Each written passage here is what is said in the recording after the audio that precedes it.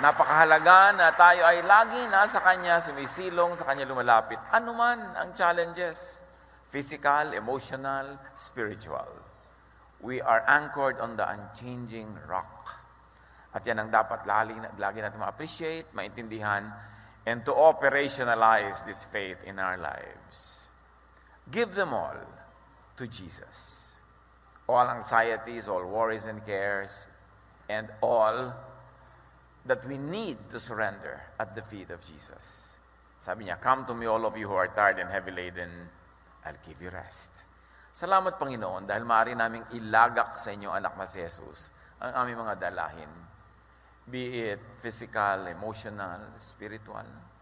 Pag ito ay mga concerns namin about finances, about safety, about health, lahat ng ito ay nagapi ng iyong anak na si Jesus. Turuan niyo kami, Panginoon, na ang aming pagtitiwala, ang aming pananalig, mag-translate into very practical and very fruitful daily activities. Kayo ang maghari sa aming puso, sa aming buhay. At ngayon hinihiling namin, bigyan niyo kami ng dagdag na karunungan at kaliwanagan. We seek you, Father. We ask you, in the name of Jesus, your Son, our Lord, our Savior, our Healer, and our Friend. Give them all to Jesus. Noong mga 1970s, may mga ganyang umuso na kanta eh. Give them all to Jesus. Those were the times when there were many nice, beautiful spiritual songs that were created by a generation of believers. Life could be full of heavy burdens and anxiety. Nag-iiba-iba lang ng kulay, ng mukha, ng tono, ng speed, pero ganun pa rin ang ending. Nakakapagpaalala, nakakapagpangamba, nakakatanggal ng ligaya, nakakapagpababa pa ng immune system. But Jesus gives rest. That's one of the main ministries of Jesus. When you say Jesus saves, He doesn't only save from the flames of hell, He saves from the hell of worry, of anxiety, of nervousness, of fear. Because Jesus is our peace and rest. The way of Jesus, and Jesus is called the way, is the way to peace and the way of peace. Matthew 11:28-30, "Come to me, all you who are weary and burdened, and I will give you rest." At hindi yata ako magsasawa na lagi yan i-quote, because this is the most effective idea of Jesusness, that Jesus gives rest. The world gives cares and worries and anxieties. Now, how do you give your cares to Jesus? How does it happen to the point that you really get to rest and to be at peace? First of all, think of Jesus and His love, His goodness, and His kindness. Think of that. Think of the character, the intention, and the actions of Jesus. At lahat ng ginawa niya para pagalingin ang may sakit, para payapain ang mga natatakot, para pagkasunduin ang mga magkakagalit, para patahimikin ang kalooban. Ito ang pag-isipan. Marami tayong pwedeng isipin. Kung anong iniisip mo, yun ang makaka-apekto sa iyong blood pressure, yun ang makaka-apekto sa iyong kalusugan. So think of Jesus. Think of the Jesus way. John 8:12, when Jesus spoke again to the people, He said, "I am the light of the world. Whoever follows me will never walk in darkness, but will have the light of life." Now, darkness here doesn't only mean sinful living or immorality or all those kinds of dark deeds that people associate with darkness. But this is about any darkness. And Jesus says, "Follow me and you will never walk in any form of darkness. You will never walk under any concept of darkness." So think of Jesus correctly, and you will not walk in the darkness of mind, in the darkness of heart and emotion. Think of Jesus constantly, and you will never walk in sadness, in worry, anxiety, fear, and despair. Kaya dapat isipin lagi si Jesus. Isipin ang mga sinasabi niya. Isipin ang kanyang mga ginawa. Palitan ang lahat ng mga isipin na negative lang naman ang effect sa ating buhay.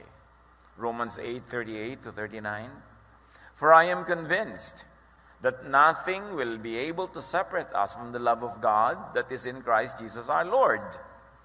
Meaning, neither death nor life, extreme na yan. Angels nor demons, the present nor the future, nor any powers, neither height nor depth, nor anything else in all creation will be able to separate us from the love of God that is in Christ Jesus our Lord. Nothing.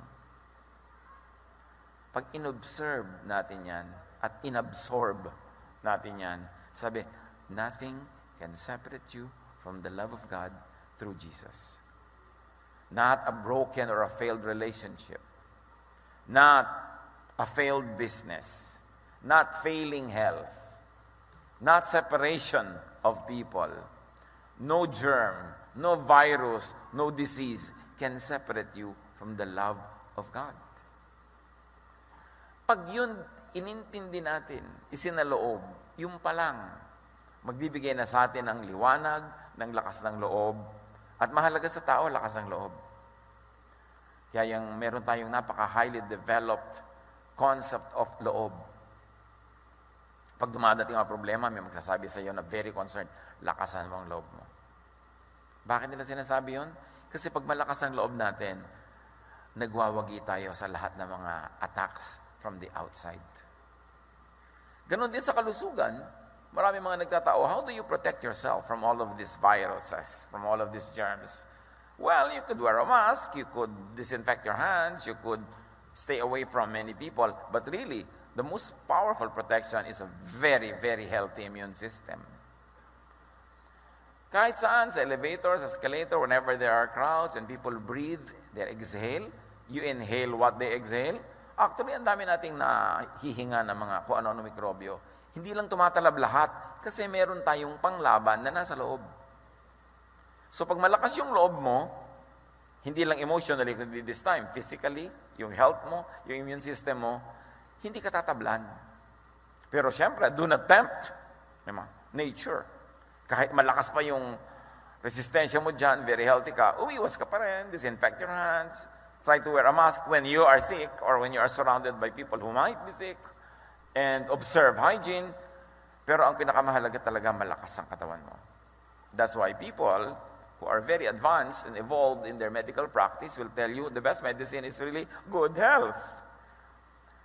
Na matulog kang ng mahaba, masarap, mahimbing, kasi yung tulog, nagpapalakas ng resistensya mo. Kumain ka na masarap, masustansya, huwag mong pag-iisipin ng problema mo kasi hindi rin naman nasosolve. Hayaan mo siya. Mag-relax ka, kasi pag relax ka, nakapahinga ka, nakakain ka, nakatulog ka, mahimbing, tumatalino ka. Naiisip mo yung solusyon sa iyong mga problema, kasi lagi ka lang magbukmok. Lagi ka lang malungkot. Ang malungkot na tao, bumababa ang kanyang immune system, madali siya magkasakit. Mahirap daw magkasakit na masaya. Liban na lang talagang kumakain ka ng mikrobyo. Pero sabi nga nila, laughter is the best medicine. There's a lot of truth in it. Yun lamang paghinga mo, yung paggalaw ng mga muscles mo sa iyong trachea, sa iyong buong bronchial system, nakakapagpalakas daw yun ng katawan. Pati ng paghinga. Pati sa puso. So, sikapin mong sumaya. Kaya si Jesus sinasabi niya lagi, be at peace, rest. Hindi niya sinasabing walang problema, huwag mong solve it. Pero sabi niya, be at peace, be at rest. And we can believe in that because Jesus is in control. Sabi ng mga kasama niya sa bangka, nung pinatahimik niya ang bagyo, what man is this? Even the winds and the waves obey him. Walang hindi sumusunod sa Kanya. Pero sasabihin natin, bakit hindi natin pasunurin sa Kanya ang mga mikrobyo? Tayo muna unang sumunod.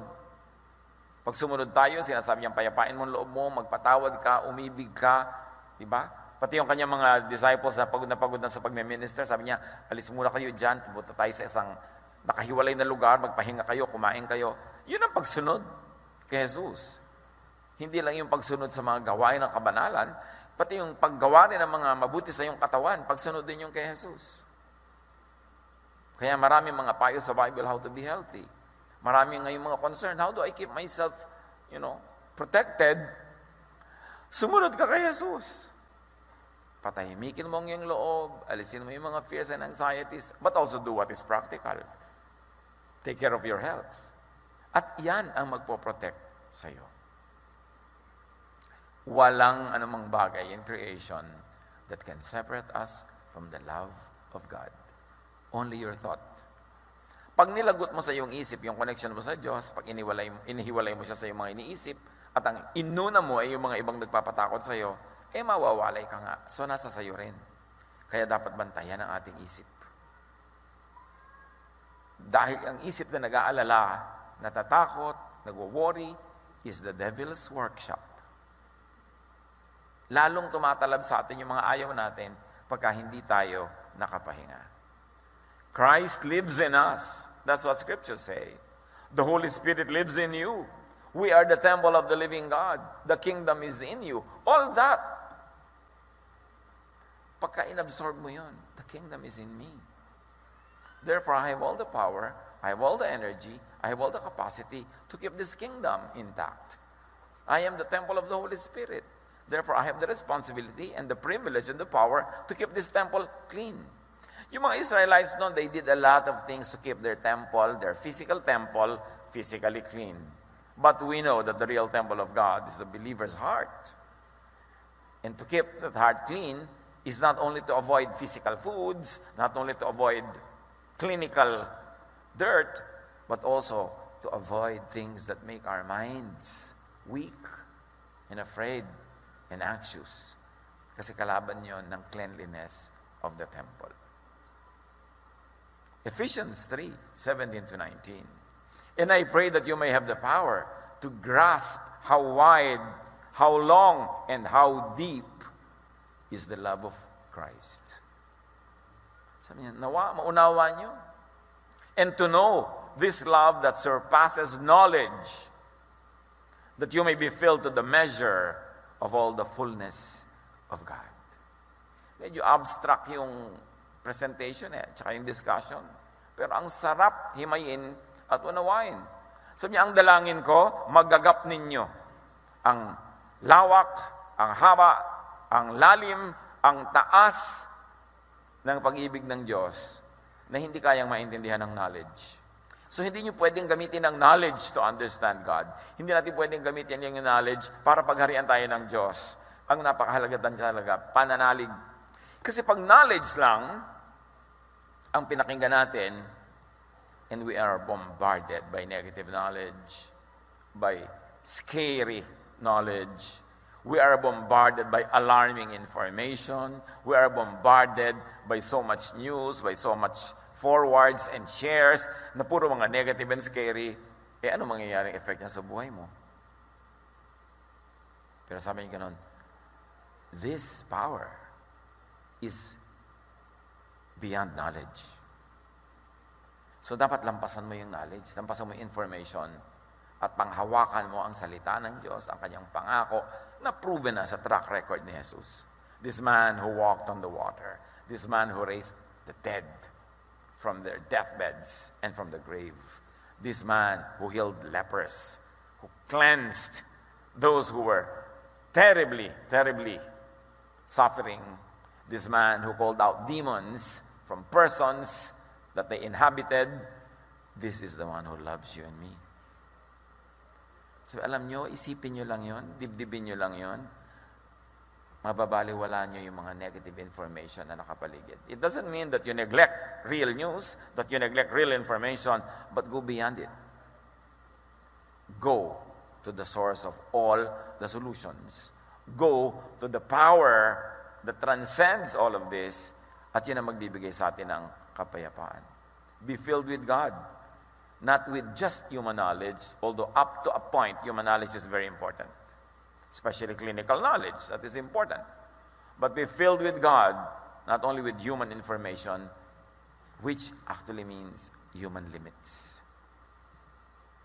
Kasi pagka puro informasyon lang, puro news lang, magpapanik ka, tatakot ka, at ang mga tao naman ang hilig mag-share ng nakakapanik. Ang hilig mag-share ng nakakatakot. Wala kang mababasang share na, ay, ang tita ko payapang-payapa ngayon. Walang ganon. Pero pag tita niya tumalon sa building, ano yan? Viral. Kakalat agad. Kasi pinagpepiestahan natin yung tumatakot sa atin. Kaya be, di ba, changed by the renewing of your mind. Palitan ang binibigyan ng sobrang halaga. Palitan ang binibigyan ng sobrang pansin. Dahil maraming dapat kang pansinin na negative at it is to your protection up to a point na pansinin yon, pero marami kang dapat na pansinin na positive. The promises of God, the ways of God, the instructions of God through Jesus, and up to a point, even through the instructions of God through the law. Kasi marami silang magagandang laws din, yung mga dietary laws that really have meaning, hindi lang religious, may clinical value, mga laws on hygiene, laws on how to keep your body clean. Marami tayong mapapala dyan. Yun ang pagpapansinin. And how else do you give your cares to Jesus? How do you receive good from Jesus? Do good to people you can reach. When you become afraid, when you become anxious, you become selfish. But when you focus on God, on the love of God, and believe in God's ways, and you do good to people you can reach and affect, you actually turn on a machinery, a heavenly, godly machinery that will never stop working until it brings out its product. And that is something good for you and for the people around you. Psalm 37:3, trust in the Lord and do good. Dwell in the land and enjoy safe pasture. Pwedeng i-apply yan sa ating panahon ngayon. Minsan kumakalat mga balita, bibilihan, nagpapanik buying ang mga tao sa ibang bansa, inuubos nila yung mga tinda sa mga tindahan nila. So naubos, hindi naman naubos kasi wala, kasi hinord nila eh. Yung mga may pera, binili na lahat yung supply, so wala nang mabili. Nagkakaroon tuloy ng artificial shortage. Hindi dahil wala, kundi dahil kinuha na nung iba. Sa takot. So pagka yung takot mo ang nanguna sa'yo, magiging selfish ka talaga. Magkakagulo ang lahat. Kaya sabi, trust in the Lord and do good. Yun ang ibig sabihin ng trust. You trust to the point that you do good. Na may ibibili ka na pagkarami-raming supply, ang bibilin mo lang yung pangayon nyo hanggang bukas, yung up to a short period na kailangan mo para kung namang nagkasipon ka, nagkasakit ka dyan, hindi ka makalabas ng bahay, meron kang supply, pero hindi mo bibilin lahat para yung iba mawalan, nagkakagulo tuloy yung buong mundo. Yun yung trust, and then do good. O bakit kakamo hindi nag-hoarding? Because I trust in God, and my trust makes me do good. Alam ko masama para sa buong lipunan, nakamkamin ko lahat yan. Kaya kailangan may matira para ma-replenish, para magkaroon ng supply ang lahat. Kasi meron kang ng lahat. Yung namang lahat ng kapitbahay mo, wala. Eh di nanakawin din nila yun sa'yo. Kasi pag nagutom sila, baka ikaw pang kainin. So dapat magtira ka para may kainin ng yung mga katabi. Hindi pinakiwan na lahat ng alcohol. Magsaswimming ka ba sa alcohol? Ano ka? Biology specimen? Yun lang kailangan mo in the next few days. Magkakaroon uli yan. Kung lahat tayo will trust in the Lord and do good. Mag-ingat ka lang. Kaya ka naman dapat may konting supply sa bahay mo. Eh kung biglang you fall ill, hindi ka makabili. Hindi meron ka. Hindi para wala nang mabili yung iba. Nagpapanik buying, naubos ang mga toilet paper sa Hong Kong. Naubos ang mga clinic sa Singapore that their head of state had to address it on their national television. Huwag niyo nang ubusin. Bakit pati yan, di ba? Pero hindi naman naubos ang mga Q-Tex. Mabuti naman, may natira pa. Pero pag ginawa natin yan, lalo yung mga may kayang bumili, di wala namang natira dun sa iba. Trust in the Lord and do good. Dwell in the land and enjoy safe pasture. So trust God enough to do good to people. Not naman yung sobrang good na niyakap po na lahat yung inuubo. Hindi ganun. Dapat do good in a safe way kasi may clinical way to remain safe and still do good. Trust that God knows the situation, that God wills to love and will help, and that God can love and deliver through you. That you become a part of God's solution. That you are not part of the problem. And even if you became part of the problem, especially hindi mo naman hinanap, dumating lang, then all the others will become a part of the solution for you. Yun ang mahalaga sa mga tao, mga kapatid. Pag may mga crisis, may mga difficulty, we move as one humanity. as one race, as one city, as one nation. That is how we survive. Hindi yung magkakani-kanya. Hebrews 13:6, and do not forget to do good and to share with others, for with such sacrifices, God is pleased. And when God is pleased, good things happen. May anxiety ka, kapatid. Ano man yon, kahit hindi virus. May anxiety ka tungkol sa iyong health. May anxiety ka tungkol sa iyong mga payables. May anxiety ka tungkol sa iyong pag-ibig na actually walang pag-ibig kaya ka anxious. Diba? May anxiety ka nito, may ganon-ganon. You want good things to happen. No? Do good. Do not forget to do good and share with others. For with such sacrifices, God is pleased. And when God is pleased, good things happen. And the best way to reverse a bad situation is to do good. Mga anak ng Diyos, may bad situation na nangyayari. How do you reverse it? You do what is good. At yung ginagawa ng isang tao lang, nakaka-inspire ng ibang tao dahil sila naaalala rin nila nung nagiging asal hayop na sila, nakita kanilang asal tao, asal Jesus, maalala nilang tao rin sila at maalala nilang anak din sila ni Jesus, and then bibitawan nila yung kanilang masamang asal at babalikan nila yung kanilang pagkatao. If you inspire other people to dig deep into their humanity, especially in difficult times, you actually change the world for the good, for the better. At yan tayo, we are the light of the world. Tayo ang mga mumunting ilaw ni Jesus, na kung saan madilim, magkakaroon tayo ng silbi. Sa ganito mga panahon na may challenge, hindi lang sa ating bansa, sa buong mundo, ang iniisip mo dapat, anak ng Diyos, how can I be God's little light in my corner of the world? How can I reverse a bad thing by doing the good thing? How can I trust God enough to the point that in spite of everything, I still do good? Dahil pag nangyayari yun, it begins an automatic, natural occurrence that the beautiful will of God happens. May participation tayo dyan. You've got to reverse a negative direction by stopping in joining it, and then by reversing your own walk, and then all the others will be inspired. Matthew 25:31-40, hali kayo, yung lagi natin pinag-uusapan, naggantimpala sa mga anak ng Diyos. Hali kayo mga pinagpala ng aking Ama, pumasok kayo at tanggapin ang kahariang inihanda para sa inyo mula pa ng likhain ng daigdig. So anong inihanda para sa atin? Ang kaharian. Ang inihanda ay paraiso. Ang inihanda ay langit. Ang inihanda ay gantimpala. Yun ang nakahanda para sa atin. Isipin mo lang yun, doon ka pupunta eh. Ba't ka liliko? Ba't ka magpapagulo? Yun ang inihanda at doon ka patungo. At bakit daw makakapunta doon?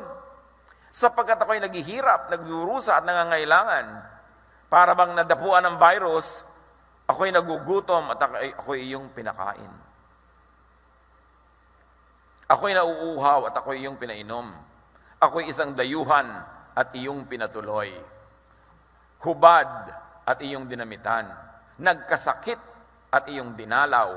Nabilanggo, para ba yung mga na-lockdown, na-quarantine, at iyong pinuntahan. Para talaga mga dinapuan ng virus ang tinutukoy dito ni Jesus. But of course, we can apply it now, and we can apply it to many other cases because the Word of God is so universal that it can be applied in any reality on the ground. Pag tiningnan mo lang how to connect it. Pero di ba, i-apply natin yan. Sabi niya, hali kayo, yung inihandang gantimpala sa iyo nung paman, bago nilikha ang daigdig, enjoyin nyo. Bakit po? Sapagkat ako'y nagugutom at yung pinakain. So pag may nagugutom, may crisis, ang isipin mo magpakain, hindi yung agawan sila. Pag hindi ikaw ang gutom, dapat ikaw magpakain. Pag hindi ikaw ang pasyente, dapat ikaw ang tumulong. Hindi ikaw ang naputok ka ng bulkan, dapat magpadala ka ng tulong. Hindi ikaw yung nagkaroon ng virus, dapat maging mahabagin at maunawain ka. Sabi niya, ako'y nauuhaw, yung pinainom. Ako'y dayuhan, yung pinatuloy. Napakahalaga sa teachings ni Jesus, maging sa Old Testament, yung kabaitan sa foreigner. O ngayon, pagka nagkakaroon ng virus, sobra ka naman kawawa pagka hindi ka citizen ng bansa na yon. Itataboy-taboy ka. Yung barko mo ayaw padaungin. Wala na kami makain, gutom na kami sa barko. Luxury cruise ang sinakyan namin, bakit ganito? Nagkaroon kasi ng problema. Hindi mo bansa yung dinadaungan, papapasukin ka ba? Dito nga sa atin, di ba, nagpaplano sila kung saan itutuloy yung mga i-quarantine. Pinagtatabu yan ng mga iba-ibang mga local governments. Saan natin dadalhin yung mga tao? Sa pusod ng dagat? Ibig mo sabihin, kung hindi galing sa town mo itong may sakit, hindi welcome. Ano yan? Politics ba yan? O humanitarian value ba yan? Saan natin dadalhin? Sabi ni Jesus, ako ay dayuhan, ako yung pinatuloy. Lalo na kung citizen ka pa ng bansa mo, ayaw ka pa patuloyin? Nasaan yung Diyos? Diyan dapat ina-apply. You take all clinical precautions, you take all precautions known to science, but you care for the sick. You feed the hungry. You give drink to the thirsty. You clothe the naked. Di ba, may mga protective clothing pa nga ngayon? Talagang kitang-kita mo na, may connection. May sakit. Huwag ka nang dumalaw. Padala mo yung tulong mo. Yun ang dalaw mo. Di ba? Alam nga namang yakap-yakapin mo pa. Diba? Mahawa ka pa. Dumami pang aalagaan. Kaya dapat mag-ingat. Sabi, ako'y nabilanggo, ako'y yung pinuntahan. Hindi ba yung mga nala-lockdown, parang bilanggo yan, mga naka-quarantine? Intindihin nyo yan. Dapat tandaan ninyo, sabi niya, nang gawin ninyo ito sa pinakahamak sa mga kapatid kong ito, sa akin yun ito ginawa. At sa mga kondisyon ngayon, hindi ba parang pinakahamak yung merong virus? Kasi napakahirap na sakit, hirap na hirap siya, kulang ang panggamot, tapos mababa pa pagtingin sa'yo ng iba. Sabi siya, anong pinagkakain mo? Gaganunin ka pa. Nagkasakit ka na nga. Hindi mo malaman kung paano ka nahawa. So, mga kapatid, kailan natin i-apply sa Jesus? These are the moments when the lights of Jesus will shine. That you trust God enough to do good, not to do bad, not to do selfish acts. Para lang sinabi ni Jesus, ako ang magsusunod sa lahat. At hindi lang sa virus. Kasi maraming virus, yun ang maraming kang utang at tingin sa'yo ng mga tao may virus ka.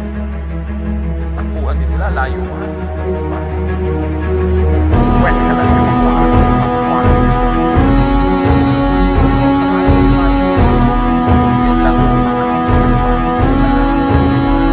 Kaya sa tanan. Para maraming virus. Sa ang dami ng viruses. Mag-insensitive tayo. Maraming tao na inuusap. Maraming tao naka-quarantine. Maraming mga tao naka-lockdown ng buhay nila kasi ayaw sila puntahan, ayaw sila puntahan nila. Lahat ng yan ay sinabi ni Jesus. Pag ginawa niyo ang lahat ng ito sa pinakahamak, aarinin ko sa akin.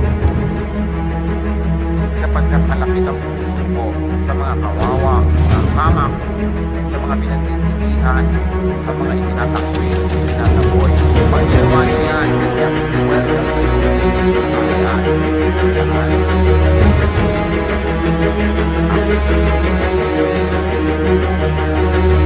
Buhay na buhay.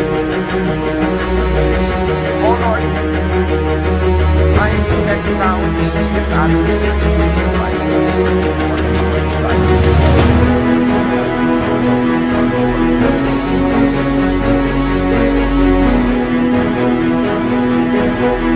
I-apply natin sa lahat ng ibang uri ng virus kasi marami tayong tao na itinuturing na may virus. Tinatakwil, nilalayuan, nilalait, kinakawawa. Yun din yun, ibang virus lang nga.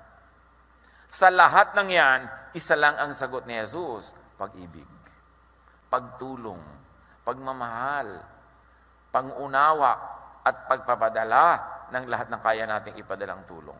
God's way, the way for people to eat, is to feed others first. The way for people to be saved from hardship is to save others first. Because in the irony of things, you keep only what you give away. And you lose what you selfishly try to keep for yourself.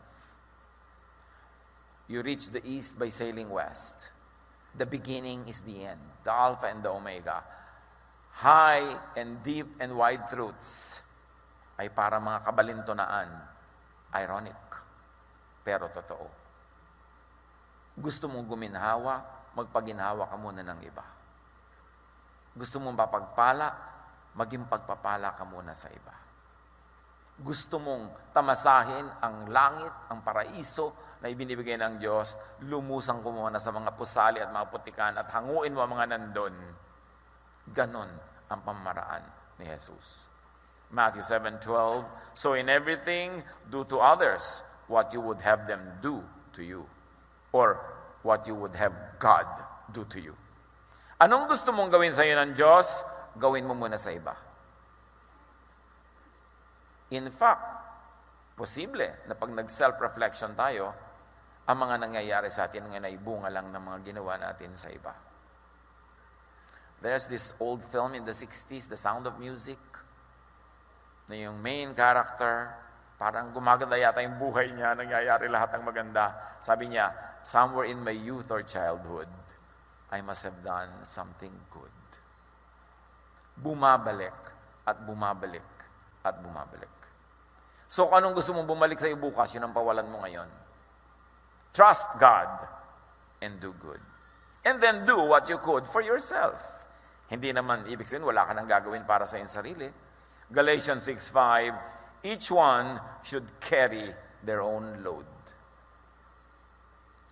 Yung mga pasaway na mga anak, pasaway na mga asawa, mga kaibigan, saway ka na ng saway. Huwag ka na munang magkaroon ng sobrang social life ngayon kasi hindi mo alam kung sinong meron. Mag-ingat-ingat ka muna. Keep your mixing with people to a minimum. Tapos yung iba ang pasaway pa rin. Sabi, each one should carry their own load.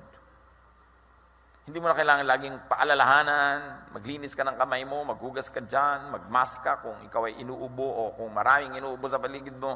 Hindi na kailangan. Bantayan natin mga sarili. Kasi malusog ka man, pagka nagkaroon ka ng sakit, di madadagdag ka sa mga pasyente. Kesa ikaw yung nakakatulong. We should watch ourselves and be responsible. Luke 4:40, people with all kinds of diseases were brought to Jesus. He put his hands on each one of them and healed them. Pero si Jesus yun, huwag na kayong humipo sa lahat ng mga tao, no? Si Jesus naman yun, huwag nyo nang gayahin doon sa portion na yun. Dapat tayo ngayon, mag-iingat talaga, avoid physical contact. Hindi dahil lang nandidiri ka sa kapwa, paano kung ikaw pala yung may dala? Di, nag-a-avoid ka rin, para huwag ka maging carrier. No? Tulad ko, gusto ko yun, ang dami-dami sa inyo, kumakamay sa akin, pero paano kung biglang merong may sakit, lumipat sa kamay ko, kakamay ako ng iba, di lumipat na sa inyo. So we avoid that. Huwag tayong madrama. Walang mga dramang bukid. Yung iba na nga, may virus na nga, gusto ka pang halikan.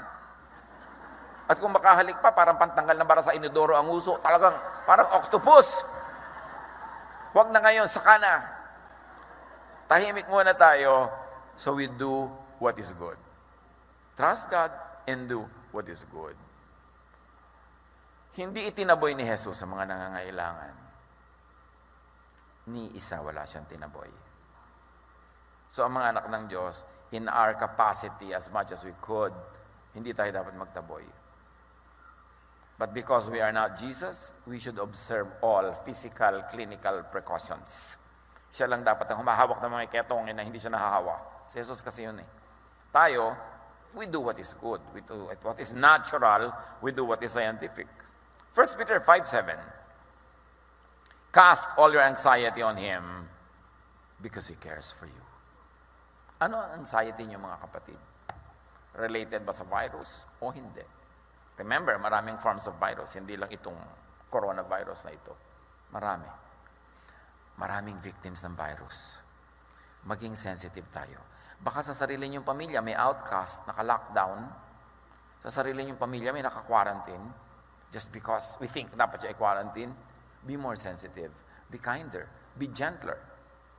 And let this health challenge make us more sensitive to many other challenges that are similar in nature.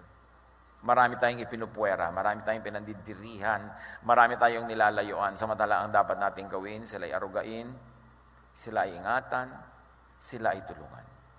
Panginoon, ituro niyo sa amin kung anong relation ng mga issues na ito sa iba pang spiritual and emotional issues of our lives. At sa virus man na ito, sa emotional and spiritual virus man, maging maingat kami. Na una, hindi kami ma-infect. At number 2, maging maalalahanin, maibigin, matulungan kami, doon sa mga sinasawing palad na ma-infect. So that we will be an agent of blessing. We will be a light of the world. Pagbulay-bulayan ang kahulugan nito at paano i-apply sa ating daily life,